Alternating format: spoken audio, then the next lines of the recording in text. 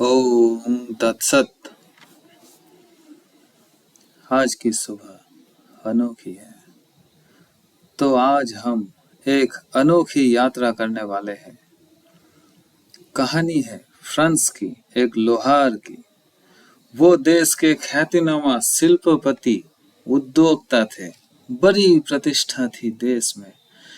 कुछ ही दिन बाद शत्रुओं ने हमला बोल दी।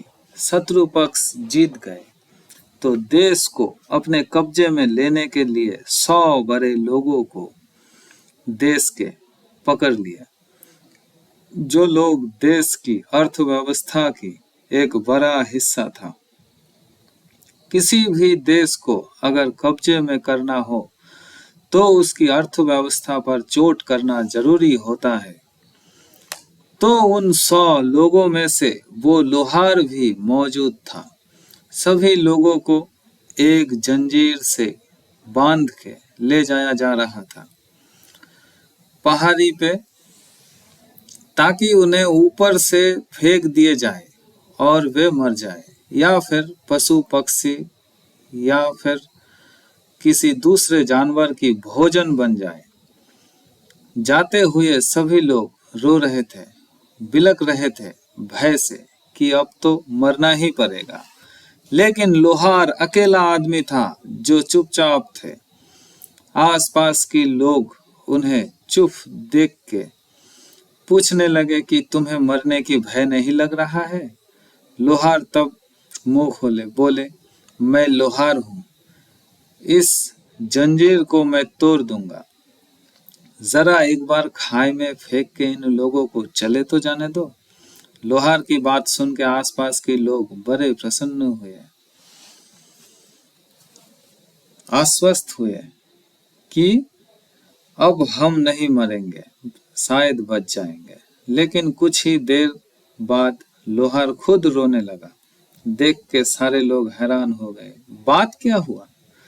ये लोहार रोने क्यों लगा? पूछने पर बताया कि ये जंजीर मेरे ही कारखाने से बनाया हुआ है।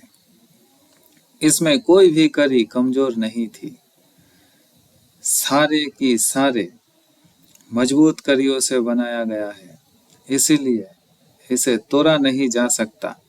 लोहार की ख्याति इसीलिए थी पूरा देश में।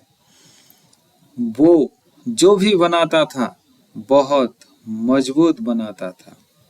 मुझे तो इसकी बात की पता नहीं कि फिर उसके बाद क्या हुआ। वे 100 लोग बचे। खाई में फेंकने के बाद लोहार खुद बच पाए कि नहीं, लोहार दूसरों को बचा पाए कि नहीं, लेकिन इस कहानी की और एक दूसरा पहलू भी है, वो जानना जरूरी है। हम सभी आदमी उस लोहार की भांति है।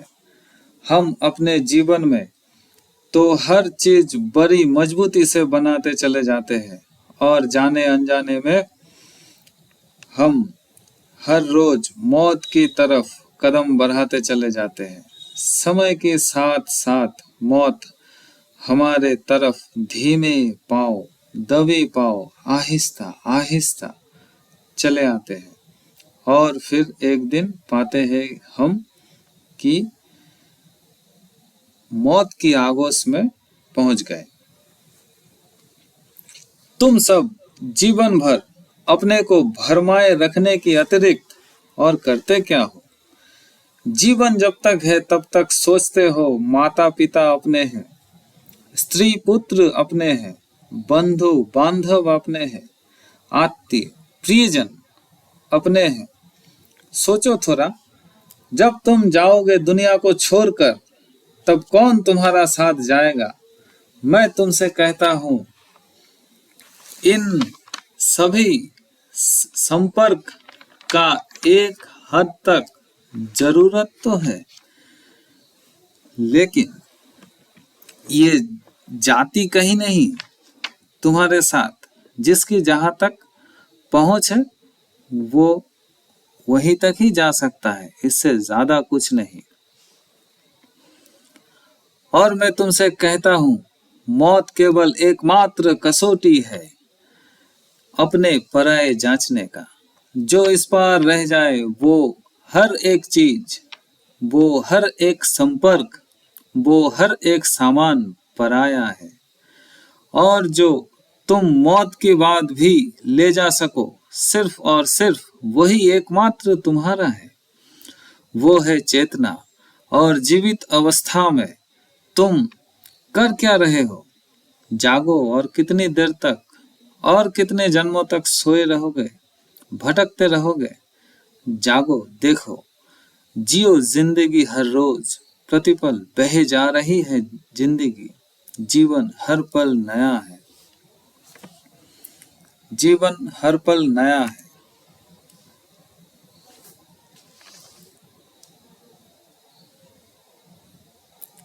और तुम अगर समय रहते जाग नहीं पाए तो पीछे पछताओगे और सोचोगे कि अरे जीवन ऐसे ही गवा दी, ऐसे ही चला गया।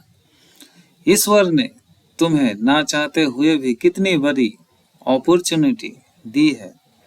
इसे थोड़ा उपयोग में लाओ, थोड़ा अपने भीतर जाओ, देखो क्या है, क्या मिला हुआ है तुम्हें।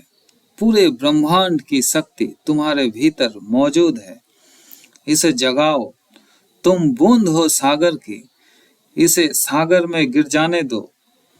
द्वार खोलो हृदय का, आने दो सच्चिदानंद को अपने भीतर। वो मौजूद ही है, सिर्फ तुम मुंह फेरे खड़े हो।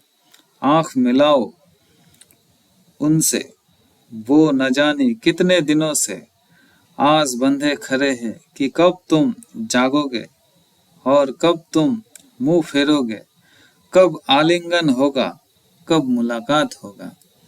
आज इतना ही।